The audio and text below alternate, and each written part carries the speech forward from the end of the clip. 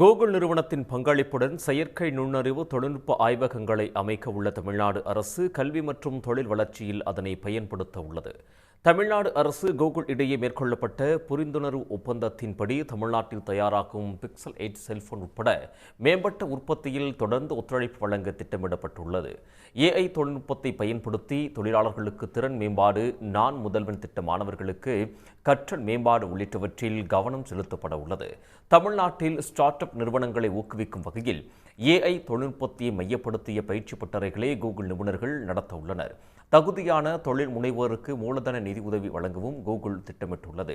தமிழ்நாட்டின் சிறு குறு நடுத்தர நிறுவனங்கள் மற்றும் கிராமப்புற பொருளாதாரத்தை முன்னேற்றும் வகையில் தொழில்நுட்ப ரீதியாக கூகுள் அனைத்து உதவிகளையும் செய்ய தயாராக உள்ளதாகவும் ஒப்பந்தம் மேற்கொள்ளப்பட்டுள்ளது.